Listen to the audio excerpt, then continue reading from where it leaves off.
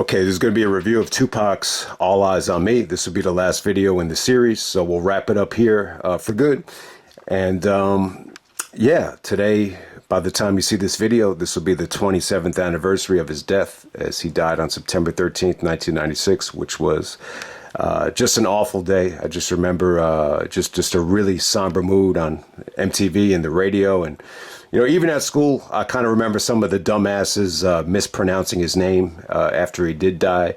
But yeah, you know, even Eminem told a very dark story about how he was at a restaurant cooking, and he even had a tough time finishing out the day. So yeah, that was a rough day. This was a shooting that he could not survive. I think after the Tyson and Selden fight, it was such a beatdown, such an annihilation. It never really resonated with me until the Dear Mama documentary, that, you know, everybody was just in such a hostile mood after the fight, that when you know, see guys that you had an issue with, like Orlando Anderson, they had an issue with him at the Lakewood Mall, you know, going back to April over the death row chain. And when you combine that with, you know, the hostile environment after the fight, it was just a recipe for disaster. And yeah, I mean, you know, there was a drive-by shooting later on that night after the beatdown in at the casino. So the rest is history right there. So, but we're going to go back to February 13th, 1996. He released this album,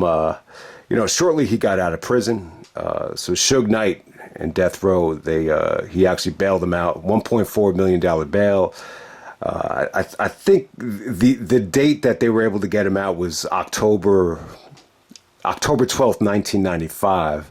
And he went right to the studio. So this was recorded between October 13th through December 18th, 1995 at Can-Am Studios, which is actually in Tarzana, Los Angeles. But yeah, but you know, while he was in jail, it's well documented that he didn't have it in him to write any songs. He wrote a script called Live to Tell. I'm not sure if that script ever was released as a movie yet, but the bottom line is he was not able to, you know, write a lot of rhymes in jail. But it does kind of feel like he had a lot of stuff in his head. You know, I don't think he physically wrote it down, but if you're going to get to the studio and produce this kind of quality and volume that soon, I'm sure he had a decent amount of material in his head just ready to go. And this is one of the most remarkable things that's ever been done in music, to be able to, you know, do this many songs in such a short amount of time and have it be quality. This is an example of quality and quantity,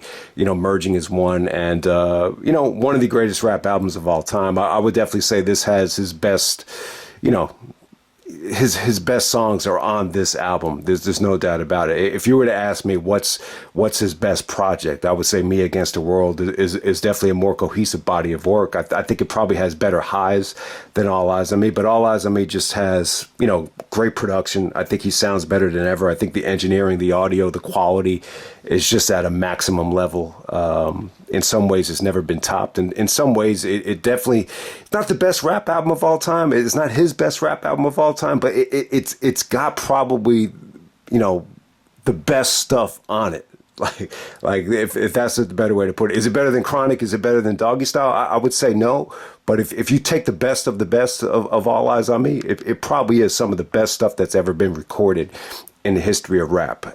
You know, double CD. It was kind of like a gift and a curse at the same time. I think, you know, there really isn't a lot of tracks that I could say on this album that are bad. I mean, I could pick out the worst track on the album.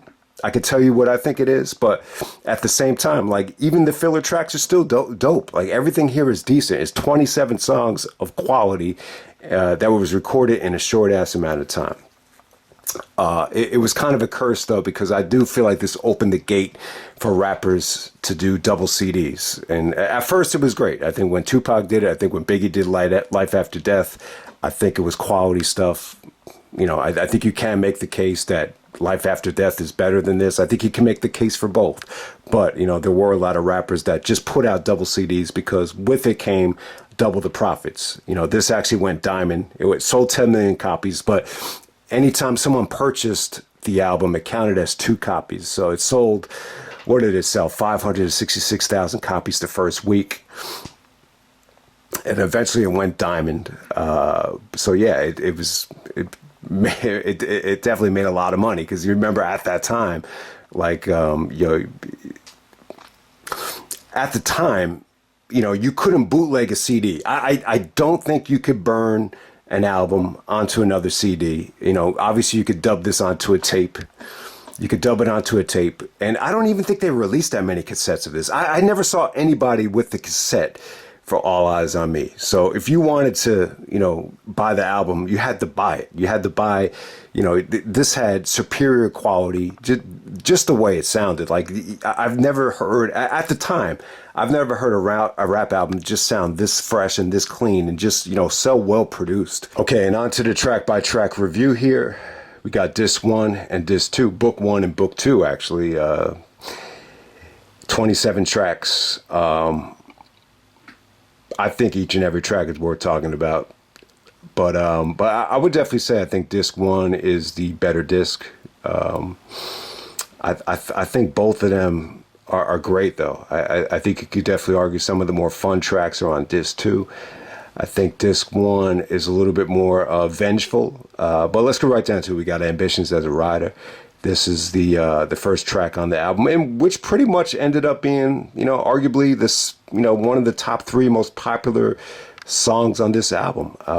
And you know what? That's one of the this is one of the crowning achievements of Daz's career. Like, some of these beats, they didn't use on the Dog Food album, they didn't use on the Dogfather album, and Tupac kind of lucked into some of the best production Daz has ever done. Daz was a great producer. He learned a little bit from Dre. I don't think he's as good as Dre, but he really did kind of take a lot of what he learned from Dre and made it his own. And yeah, this is a track right here that I think it had a huge impact on rap. I think when Tupac was in jail, I think he developed new terminology. I think he learned a lot. Rider is a term that he never used before, that he was using a lot once he got out of jail. So yeah, I mean the song has it's got a pretty basic sample, and Daz kind of sprinkled in some haunting piano keys and gave it kind of like a gangster twist. And yeah, I thought it was dope. I think Tupac sounds rejuvenated. He sounds reincarnated. It almost feels like an animal just escaping out of prison. It just has that feel to it. One of my favorite lines from the album is like, while he was in jail, like, he's got people writing to him, telling him to kill it. I don't think he's talking about killing beefs or squashing beefs like they explained on Genius. I always interpret it as, like, I know when you get out of jail, you're going to set the world on fire. Witness when I come out, I'm going to be the realest. Like, those are the type of lines that I love. It just feels like the perfect track. Like, if you're just getting out of some place that you hated and now all of a sudden you're free. Like, that's Ambitions as a Rider to me. I think it's great lyrically. It's on point, and it's a pretty difficult beat to rap over too. Like, I don't think like it was the most comfortable beat, for guys like Snoop and the Dogg Pound to rap over, and maybe that's why Tupac was able to, cash in on it the way he did. Next up, we have All About You featuring Snoop, Nate Dogg. Nate Dogg is on the hook here. So this is just a nice, fun song. If you remember, Master P used the same sample on the True album when he did that song Candy. So that's one of the interesting things about digging into these albums. Like, it really hits you, like, what samples were used before this and even later on. And All About You, it's a fun song. It's probably, the most comedic song on the album. Snoop doesn't rap on it, but he just talks about seeing the same girls over and over again in rap videos. Even like, some of the girls that were in adult films, ended up in the same videos over and over again. And the way Snoop delivered the ending here was just really, really funny. But yeah, even in this song too, Tupac sounds very regretful about, fucking with the wrong girls, about some of the girls that have set it up. But yeah, the hook is funny too. Everywhere I go, I see the same hoe. So, Nate Dogg was great on the hook there. It's a really, really fun song. And they actually did do a video of it. The video, I don't think the video came out until, like, after Tupac died, though. Like, the first time I saw the video was on the Death Row anthology. Maybe it was just a video that just never got released. Next up, you have Scandalous featuring Nate Dogg. So once again, Tupac is just going after, scandalous women, scandalous, girls that had set him up in the past. But it's good though, man. It's really has like a classy feel to it. I don't know what Daz was smoking when he made this beat, but it was just really well produced, really well engineered, and it just makes you feel good. It's an underrated track. I actually had this in my top 25 Tupac songs, and this is a song I really never really resonated with me as a kid, but I just love the track now. Great delivery. Once again, Nate Dogg on the hook. I love the dialogue between Tupac and Nate Dogg before the track even starts. I think it's great. So that's Scandalous right there. Probably like the classiest sounding track on the album. And next up you have I Got My Mind Made Up. It's just a lot to say about this track right here. So once again, this is another track that got cut from Dog Food, but just ended up on the album right here. So produced by Daz. All right, so the Lady of Rage was actually in Tupac's spot here. So they cut her verse. And if you notice at the end of the track, you have Inspector Deck saying, INS the Rebel. So Inspector Deck had the last verse here. And it's funny, man. Like, if a lot of people like look at this like it's a sign of disrespect. Like, you cut off Inspector Deck's verse. What the hell are you smoking? He's the best rapper on there. So Inspector Deck, like, he's got a very loyal fan base. A lot of people think he's like the best rapper ever.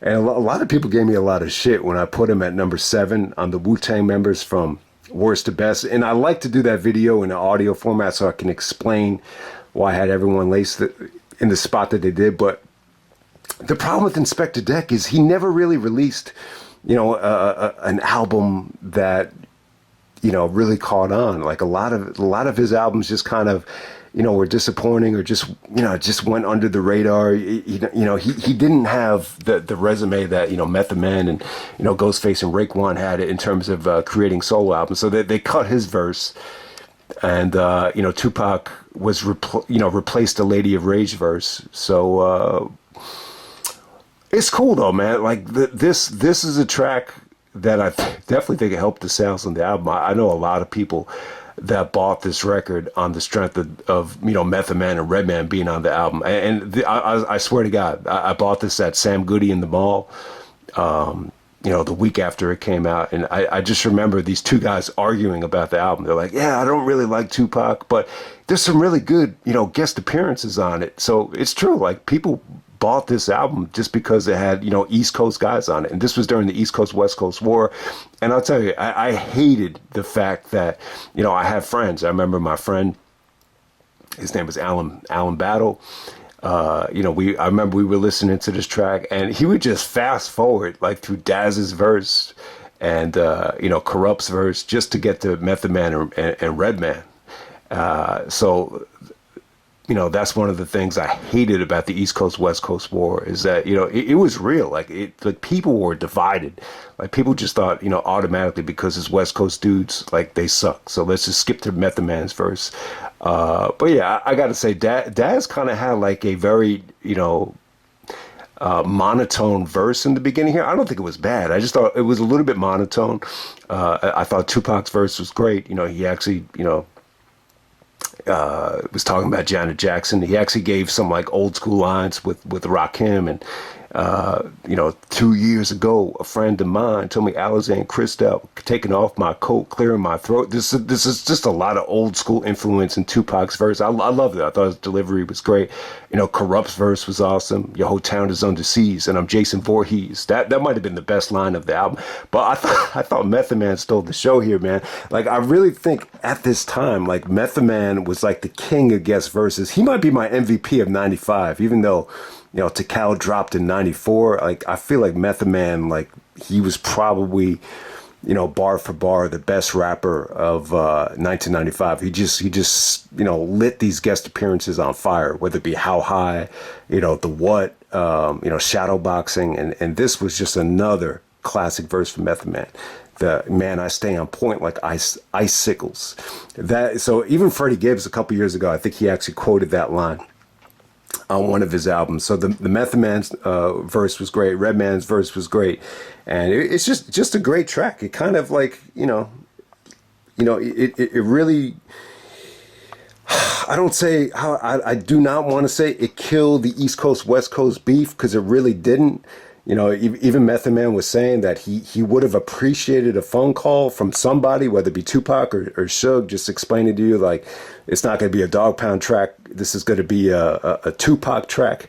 So yeah, I don't think it really killed any East Coast West Coast beef. But the bottom line is Tupac was very complimentary of Wu-Tang. This is the only time I think Tupac worked with anybody from Wu-Tang, and he actually went up to Method Man at, I think it was at the Soul Train Awards or the Billboard Awards, one of those award shows. There were so many of them.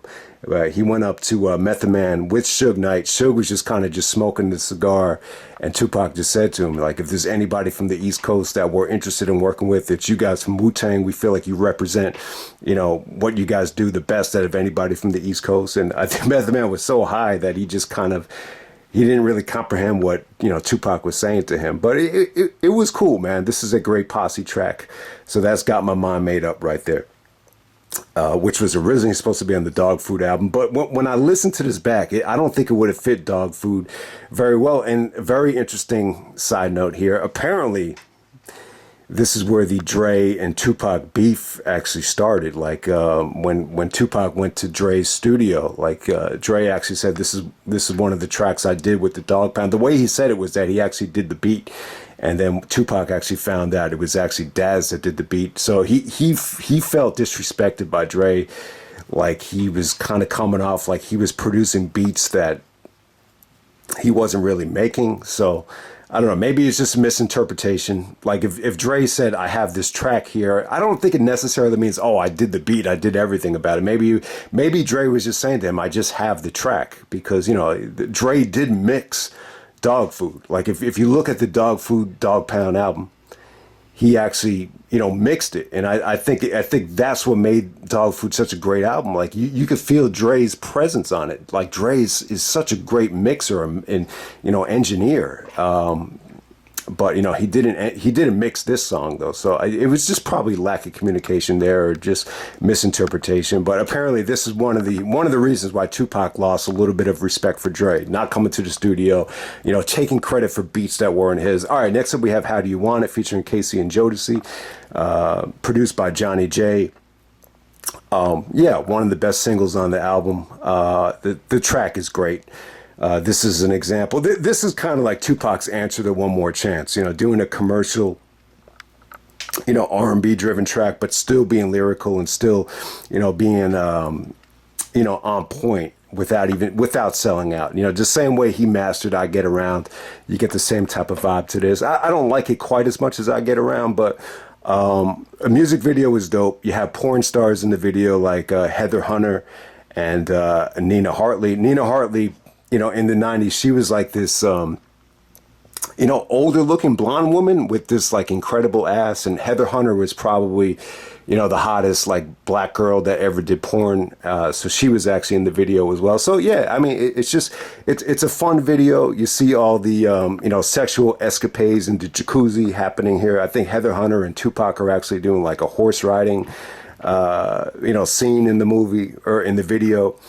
But yeah, there's actually a video on YouTube with Heather Hunter actually breaking down and crying over Tupac's death. As Tupac actually had a serious conversation with her on the video set about being happy. The career choice of being a porn star. Are you happy, doing what you're doing? And I don't know if she was happy or not. But the bottom line was the conversation affected her, and that was one of his gifts. To get inside women, to really relate to them on a personal level.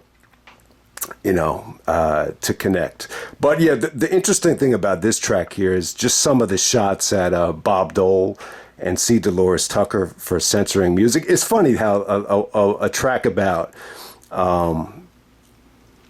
women, how do you want it? There are some serious, tones here, like especially after the incident with the rape, like, Like, how do you want it? Are you sure you really want to go through with this? There's some of that there, but there's also some political stuff about Bob Dole wanted to censor rap music. C. Dolores Tucker wanted to, ban rap music, so he's taking shots at them. So I just thought it was really creative how he took a track that was aimed at, sexuality of women, and was able to kind of, bring some of that into there as well. I thought it was very, very unique. So lyrically, it's a really, really great track, in my opinion. Then you got Two of America's Most Wanted, featuring Snoop. You have Daz, doing the beat there. Ain't Nothing But a Gangster Party, as Daz is on the hook. Yeah, man, it's a great track. I thought it was a great video. They did this in one take, I believe. He told Snoop, I want you to do this whole thing in one take. So yeah, man, I thought Tupac actually outshined Snoop here. I think at the time, Snoop was still the bigger household name, definitely the more successful rapper in terms of like hits on MTV. A lot of it had to do with timing, and a lot of it had to do with Dre's production and the Interscope backing. But I think more than anything, it was, Tupac really made the most of the opportunity. I thought his delivery here was great. So I think Snoop sounds good on the track. There are some people out there that thought he was biting too much from just old rappers. I keep my hand on my gun because it got me on the run. I think that's really, really old school stuff, like from Grandmaster Flash, if I'm not mistaken. But overall, I think Snoop sounds great here. It sounds more like Dogfather Snoop than Snoop from The Chronic or Doggy Style, but still, I thought him and Tupac had great energy, and it made all the sense in the world. Tupac just got out of jail, just got bailed out of jail. Snoop is on the verge of beating this murder case. So at the time, both Tupac and Snoop were getting a lot of publicity, on the news for just being in, situations that they shouldn't have been in. So yeah, it was cool. I mean, it was a cool dynamic. I don't think they had amazing chemistry. I think there definitely was a personality clash, later on that year because of, I think Snoop's demeanor was definitely going to change. I think Snoop changed a lot, from the summer of '95, to the summer of '96. But it was still good. I thought they fed off each other well, and the video was great too, man. I thought the video, it was just, them just having a good time and them just kind of mocking, the court system, the judicial system. And I thought it was great. All right, No More Pain, produced by Devontae.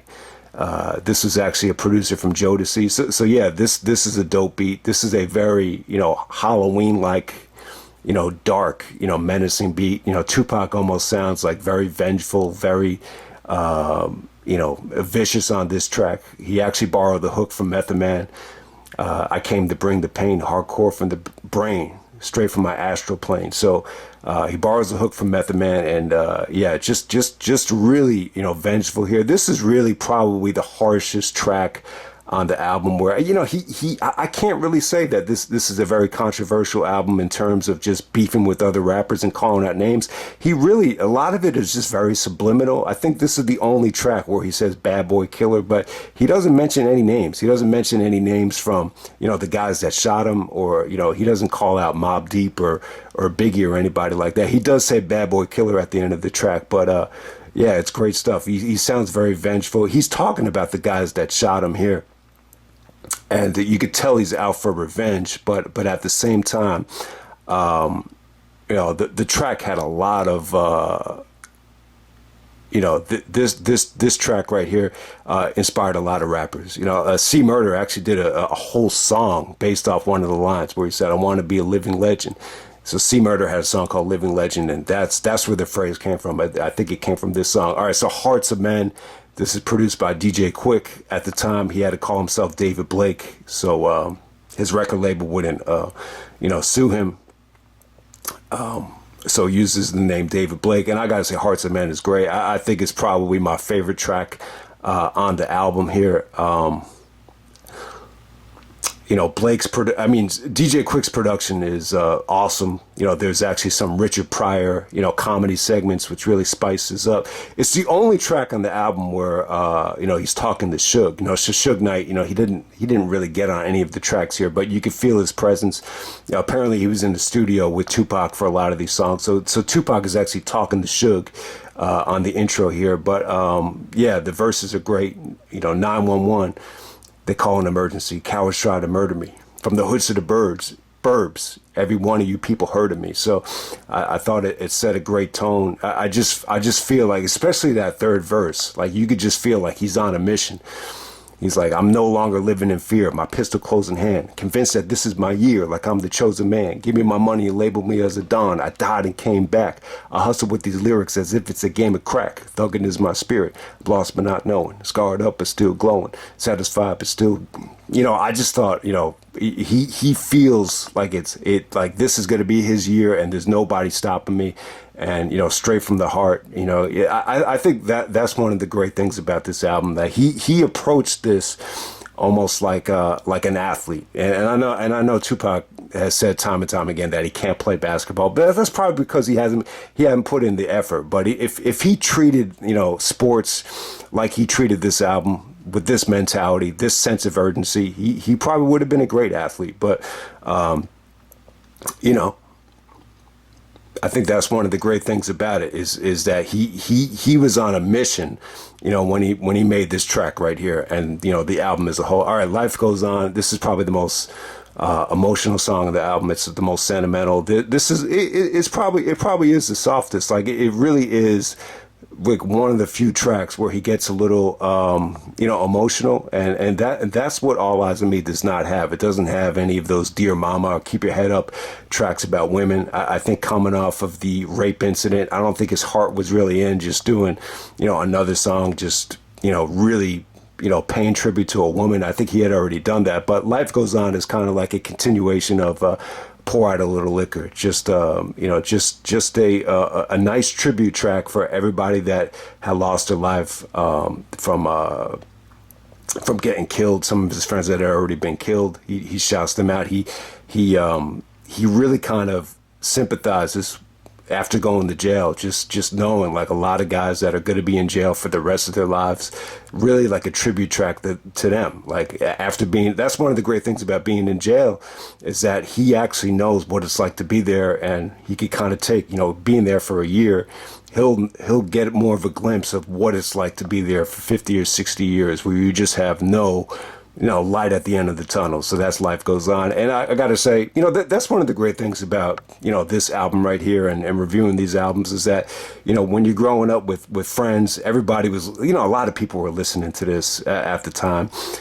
So everybody's got like their favorite song. So I always found it kind of weird that, you would work with the album that's this up tempo and it's got this great production, that this would be the track to work out through. So shout out to my friend Joe Hassan. He always told me that I remember him telling me that this was like his favorite song to work out to, which is just funny because it's so it's probably the most somber track on the album. But yeah, this is great. It's a great song. It really is. He goes away from a lot of the harsh lyrics on here, and it's just very, very sympathetic, very somber. All right, Only God Can Judge Me, featuring Rappin' Forte, produced by Doug Rashid. One of the best tracks on the album. I love the appearance from Rappin' Forte, but really it's Tupac that steals the show here. This was actually Charles Barkley's, like I said, my friend Joe, like his favorite song was Life Goes On. Now, this is Charles Barkley's favorite song. Like he loved this song. He quoted the song in the media. I know he loved that track, about that line about how the media is full of dirty tricks. So Only God Can Judge Me. You could just tell Barkley loved that track. And it's ironic because Barkley's like the poster boy for media in the NBA right now. But yeah, I mean, my favorite line is obviously, and they say it's the white man I should fear, but it's my own kind doing all the killing here. So you could tell, like, after everything he's been through with getting shot, his demeanor has totally changed. That he's not just, one of these guys that is, blaming, white supremacist and the police for everything. He's realizing, part of the problem now is a lot of the black community is jealous. There's a lot of jealousy going on, and it's my own people that are doing more of the killing than some of the white people as well. But at the same time, it's the society that's making, a lot of that's sparking a lot of the jealousy as well. So only God can judge me, straight from the heart. I love the track. And yeah, this is probably the one track in the album where you can feel some of the Black Panther roots coming back from Tupacalypse Now, especially on the second verse right there. And Rappin' Forte, I thought he delivered a great verse as well. Rappin' Forte is, from the Bay Area. I think, Tupac wanted to make sure that, he didn't ignore the Bay Area, because that's where he represents more than any other territory. So Rappin' Forte, his album was really inspirational to Tupac while he was in jail. I actually bought his first album when I was in 5th grade. It was called Don't Fight the Feeling. He had the Players Club on there. Then he had the I'll Be Around single, which used that sample. And yeah, he is a really underrated rapper. I thought both of those singles were tremendous, and he fit this track really, really well. It almost feels like they had to insert the Forte verse at the end, and Tupac just gave you an extra verse just to let him know, just to make it feel a little bit more cohesive, because you could tell the first two verses were already laid before Forte was there. But yeah, Rappin' Forte, underrated rapper. It's a shame that some of his other albums didn't take off the way that first one did. But yeah, only God can judge me. This is a track that was really inspirational to, I think, No Limit. Obviously, Master P bit the title. See, to me, like, that was too obvious. Like, only God can judge me. It really is a eye-opening title here. But when Master P called his own album "Only God Can Judge Me," the problem is, like, you're jacking that straight from Tupac. So I wasn't cool with him using the title there. But I don't think anybody wanted to cash in more on Tupac's death than Master P. All right, so next up we have Trade and War Stories, featuring the Outlaws. At this time, they're still called Dramacidal. So, I mean, Trade and War Stories, it's okay. I will probably put this, in the top weaker tracks of the album, but still, I still thought it was good, though. This is the start of, Tupac introducing us to the alias of Machiavelli, the war stories, everything that he was reading in jail. So it's well documented. He was shot, he was betrayed. So he's really into Tenzon, the art of war. So you get to hear him speaking on it. The beat was cool. It aged pretty well for me. Like, at the time, I just thought, I think a lot of people were just going to classify this as another, filler track from the Outlaws, but it's pretty damn good. You only get one verse from Tupac, so that's the downside of it. The beat compared to everything else in the album is pretty mediocre, but still, like, the track over time, I think it's gotten a lot better. And next up, we have the California Love remix. So it's just interesting that they put the remix on the album and not the original version. I hated that as a kid. I was like, man, where the fuck is California Love? Because, we grew up watching MTV in the morning. My brother even talks about it, how, every morning, we're eating Cookie Crisp or eating cereal, and you had California Love and Gangsta's Paradise coming on TV. So to not get the California Love song right away, it was a little bit deflating. I thought the remix was cool, but at the time, I liked the original version a little bit better. The original version is, it's actually a sample. Oh, God, fuck.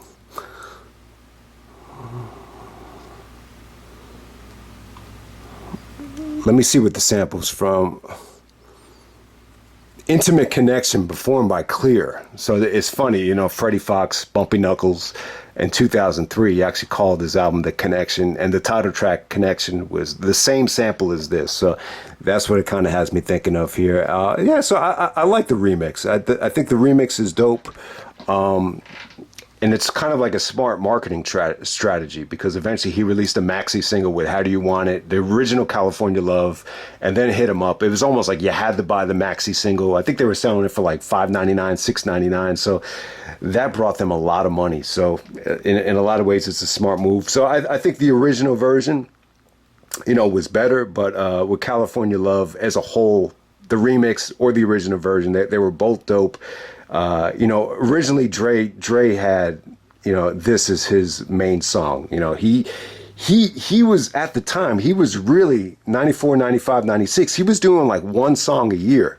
In 94, he had Natural Born Killers with Ice Cube, knocked it out of the park.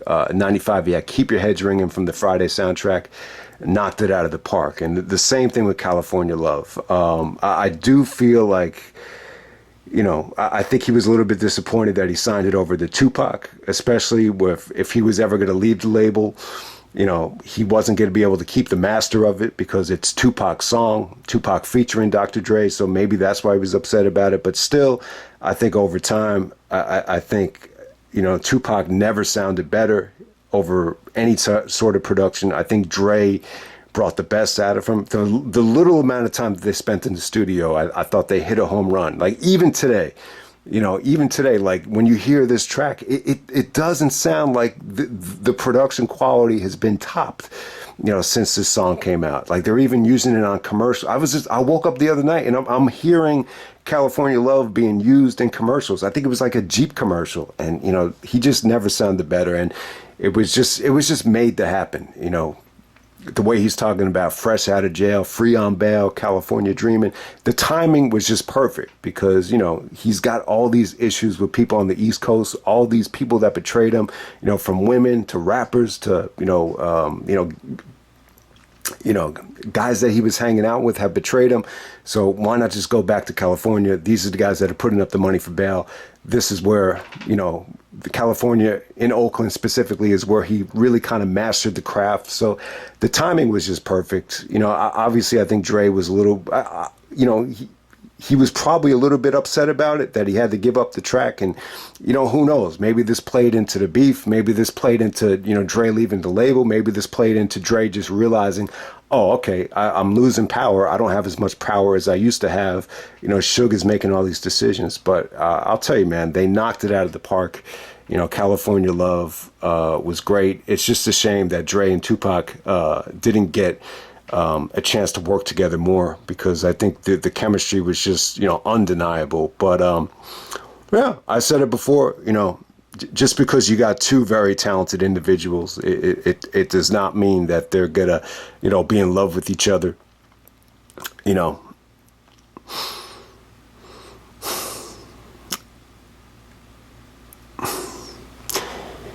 When Tupac got out of jail, he was under a lot of pressure. There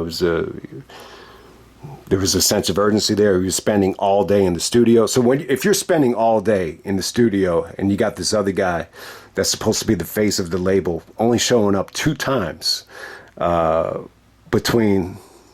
in 2 months, you're probably going to take offense to that. And, I don't think he loved the fact that just because it's death row, I think a lot of people just assume that Dre is going to have, involvement with every single track. And, obviously that's not the case. And next up we have I Ain't Mad At You. This is a single produced by Daz. Daz took the sample.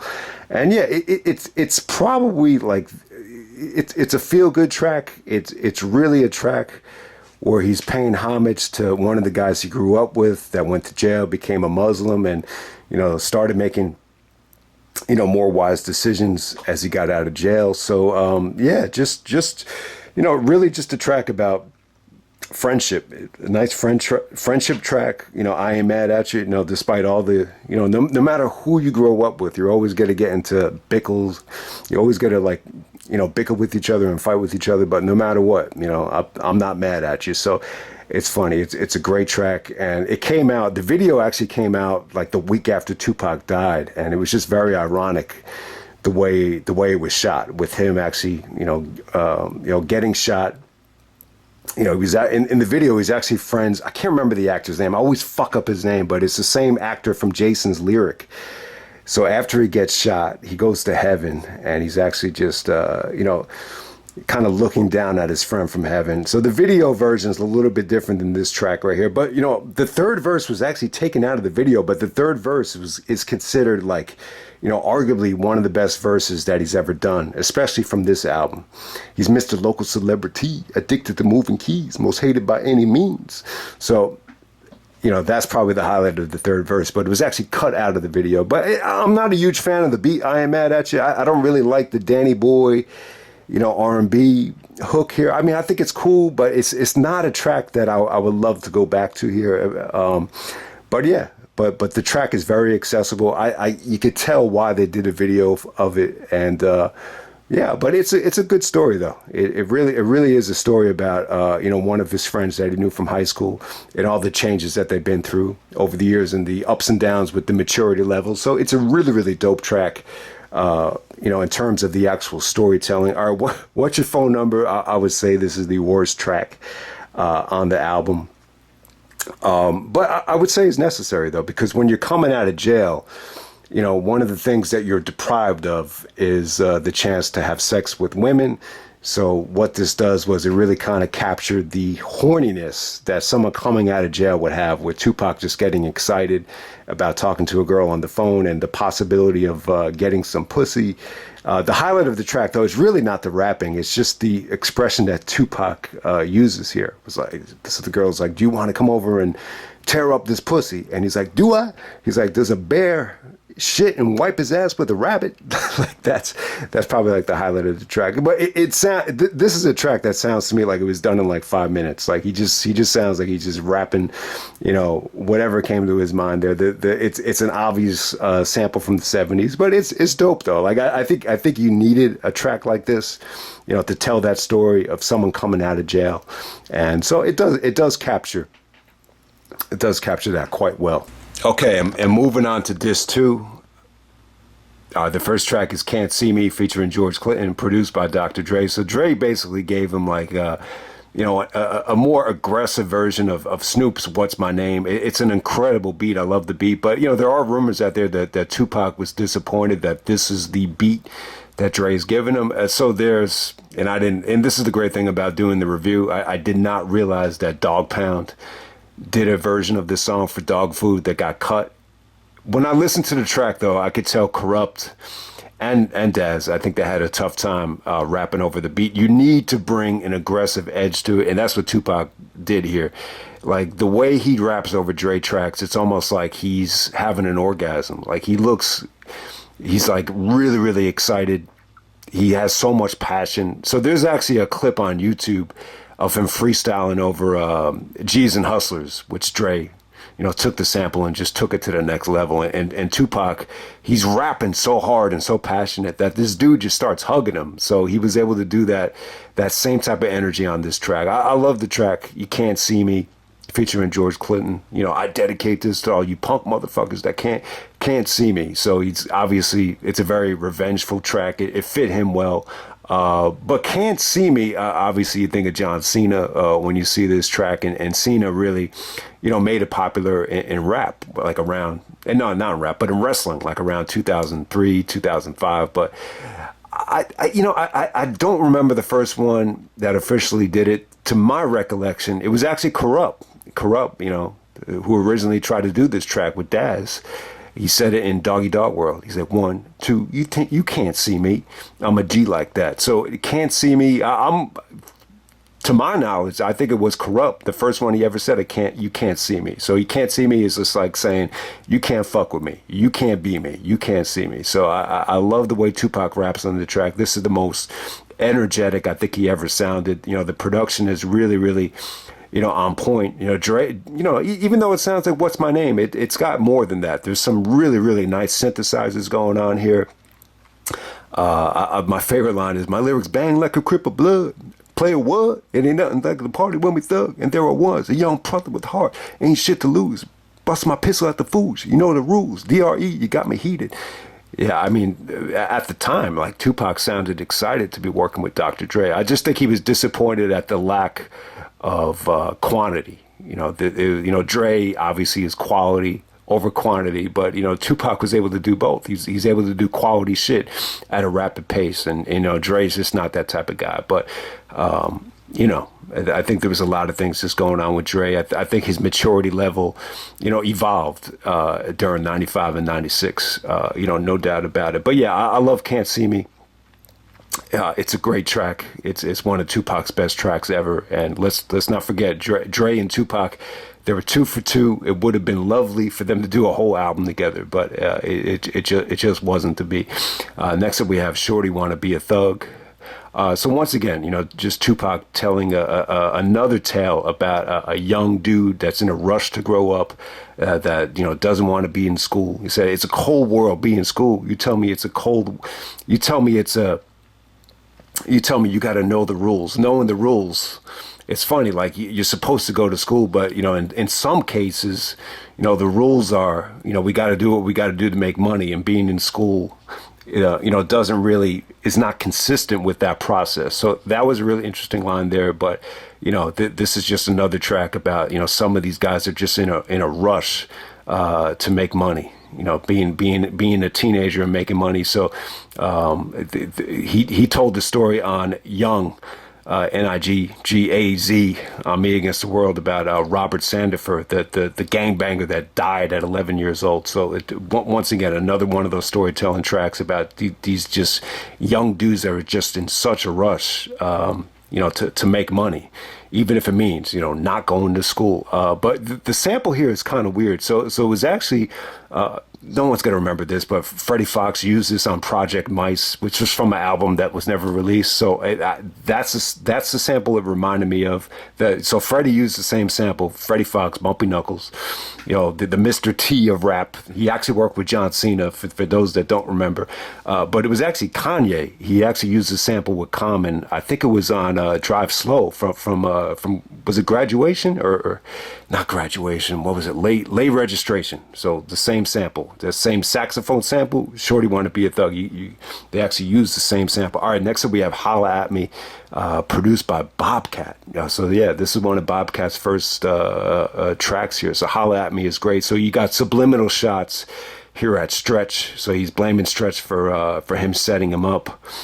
Because, when they ambushed them, I believe Stretch and some of the other guys were with them, but they targeted Tupac first.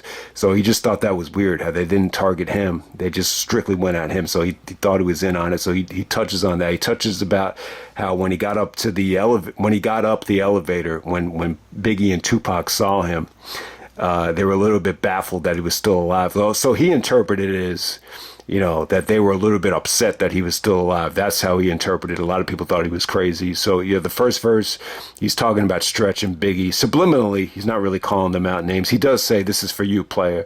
Biggie kind of, promoted himself as a player on the Big Papa song. And then the third verse is going at Joyanna Jackson, the girl that set him up. I should have, he actually mentioned hell has no fury like a woman scorn, which is a very popular phrase. A lot of females, have that mindset when they're, trying to get revenge on guys that have rejected them. He talks about how he should have saw the signs that was blinded. So it's a really emotional track. I think it's one of the best tracks on the album. I think the hook is great. It's just a track about, being upset that your friends have betrayed you. He said, "Why did you do me like that? We can never be friends." He's like, "You're a coward. I saw the motherfucking bitch in your eye. Like, we can never be friends." So I love the track. It really kind of, goes into depth about, loyalty and betrayal right there. So that's Holla at Me. Wonder why they call you bitch. One of the best tracks on the album. So originally Faith actually did the hook, but Biggie and Faith's executives made Tupac do the hook over again. Track is great. It's a quality track. It's got some substance behind it. He's going at C. Dolores Tucker and explaining to her why we call women bitches, and he's giving you good reasons too. So basically, going at promiscuous women that try to set guys up. You don't. The best line on the track is, you don't have to kill your dreams by plotting and scheming on a man. So yeah, just really going at, women that are, promiscuous and are trying to set guys up, and, why they call women bitches. And he spells bitch with a B-Y-C-H here. So yeah, it is true. It's a difficult track to break down. The word bitch is, very sensitive. I've called women bitches before. I know my father has used the word time and time again. When bitch and a dog, they go hand in hand. Originally the word bitch is actually in the South, particularly. They used to call female dogs bitches. But to me, I don't know. Everybody has their own terms of what a bitch actually is. In some cases, it's justified. In some cases, it's not. It's a term that, just like just like any other derogatory term, you got to be careful about how you use it. But to me, like in my personal opinion, like the worst case scenario for a bitch is just someone that tries to use a guy, just to, gain more popularity, whether it be like girls from school that just want to be with guys just so they can say they got a boyfriend, or a girl that, just wants to have a wedding just to show off that they could have a luxurious wedding. And then as soon as it's over, you try to rape the guy and set the guy up for failure and, take all his money. Like, to me, that's the worst case scenario for a bitch. But in this case, it's really just about, women being promiscuous and cheating on guys and trying to play guys for money, obviously. So Wonder Why They Call You Bitch, one of the best tracks on the album. And, clear as day, explains to C. Dolores Tucker why we call women bitches. And she was just under the impression that, rappers are just trying to exploit women and call women bitches and they're evil people. But, there's some really, really good substance behind it. Dope beat, dope lyrics. There's really nothing bad you could say about it. I think it's one of the more important tracks of the album. So next up we get to When We Ride, featuring the Outlaws, produced by DJ Pooh. DJ Pooh produced, the majority of the Dogfather album. But I thought this was a dope beat right here. Really, really up-tempo beat. I like the background vocals here. I thought they gave it a very cinematic feel. But yeah, Tupac's verse is short though, but it set an awesome tone. And then he kind of lets the Outlaws, do his thing. But it's really, really, really, really great stuff. So you could argue that a track like this that doesn't have a lot of Tupac in it, should have been cut from the album. But it's so friggin' good though. Like, it's like, why would you leave it off? Thug Passion featuring Jewel and Dramacidal and Storm,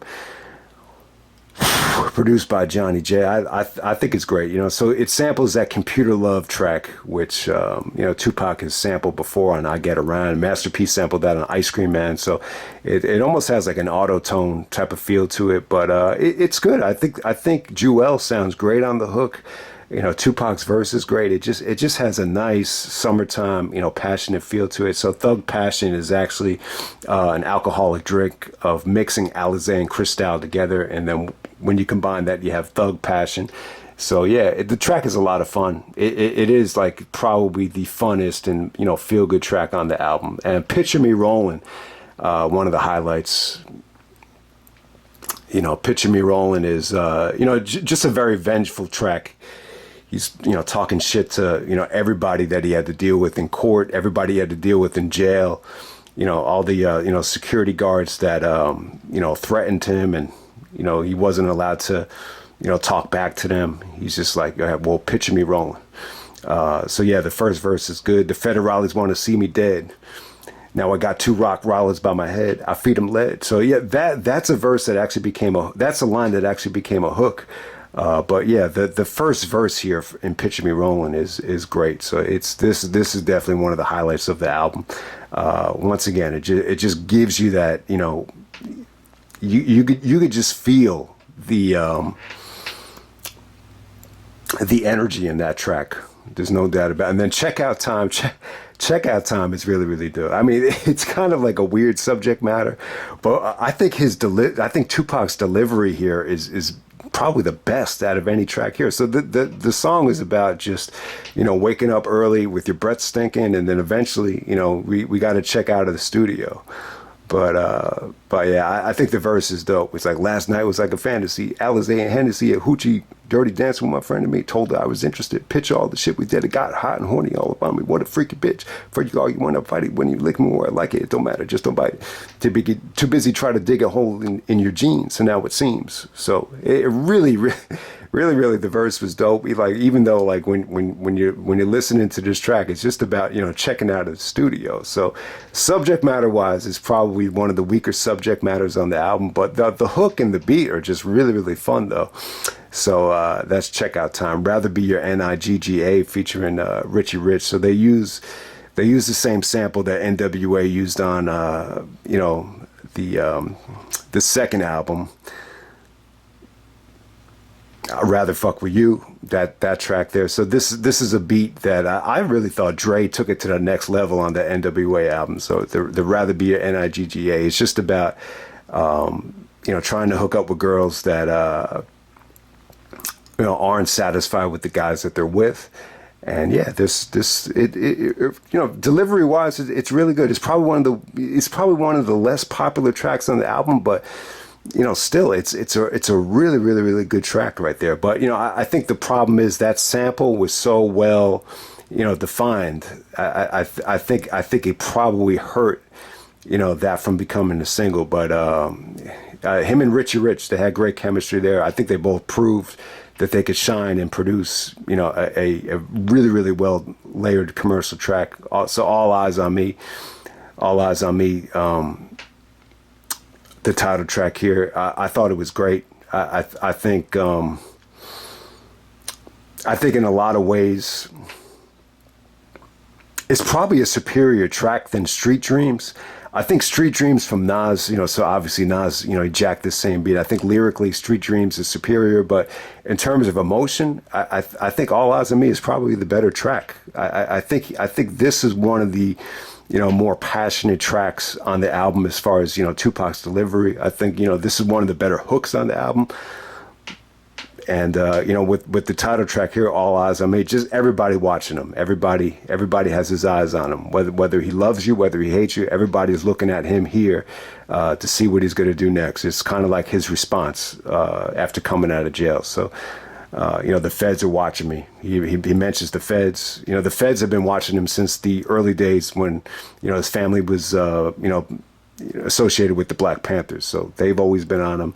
You know, just you know, all the women that love him or want to see what he's going to do next. So it only made total sense. All Eyez on Me. Run the Streets, featuring Miss Chalet. This, you know, it's if you're going to ask me what's one of the weaker tracks, this will probably be it. But still, it's still, this sounds like it could be a single. Like, it's that good. It's really just about, you know,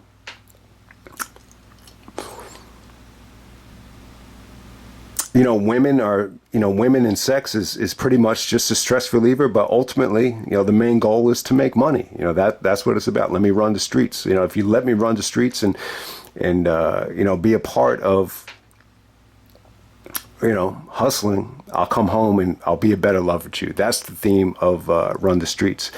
And then Ain't Hard to Find is a total, you know, Bay Area, you know, posse cut. I thought the opening verse from Tupac was great. This is definitely a beat that definitely hits hard. It's an awesome beat, and it really paints this picture of him predicting his death. You know, hearing rumors I died, but you know, somebody lied. It was a coward that lied. But you know, I just feel like that opening verse from Tupac really kind of, you know, was you know, prophetic in a lot of ways. And you know, this is him just giving back to the Bay Area guys. E40B legit, Sibo and Richie Rich, dope posse cut right here. It's funny how Master P was so, you know, he was doing all these tributes for Tupac, but if Master P and Tupac were that close, you would have thought like he would have found the place for him, you know, on this album. And he did open up for Tupac, I think in '93, but you know, that kind of leads you to believe maybe they really weren't that close,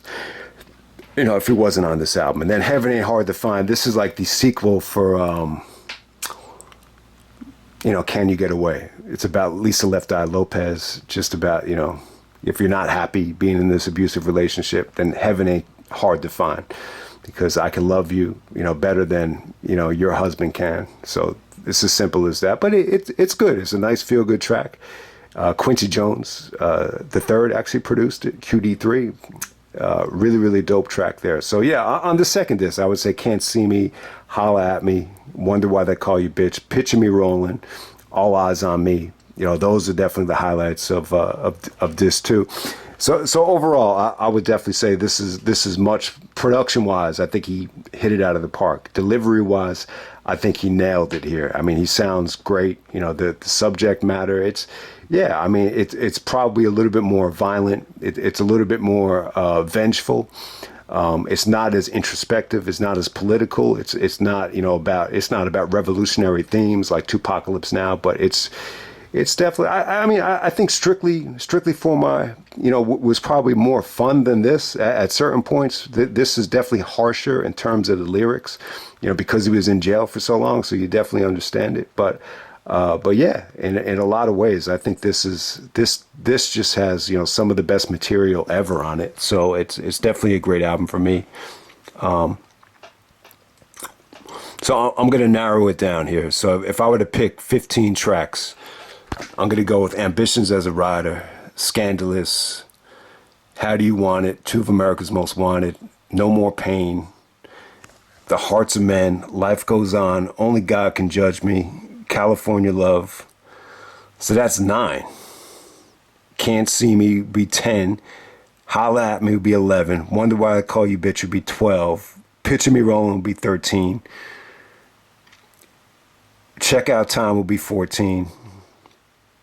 And I think All Eyes on Me would be 15. So those would be my 15 favorite tracks. But, it's tough to narrow it down because, the 12 tracks that I cut, I still think they're pretty dope songs. And they probably definitely needed to be released. So I'll end it right there, man. That's Tupac's All Eyes on Me. I'm sorry if I went a little bit too long here, but, it's definitely one of the best albums of all time.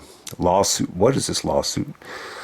Yeah. So, C. Dolores Tucker sued Tupac for mentioning her on How Do You Want It and Wonder Why They Call You Bitch, inflicted emotional distress, were slanderous and invaded her privacy, but the case was later dismissed. But I think you could argue Life After Death is better than this in terms of the cohesiveness, but I think this probably has the better songs on it. And in terms of Tupac's catalog, I think it has the best songs of any Tupac album. I just prefer Me Against the World, from start to finish over this. Anytime you do a double CD, you're always going to get the label as, oh, I had too much filler, but it is what it is there, man. That's All Eyes on Me, and I'm out.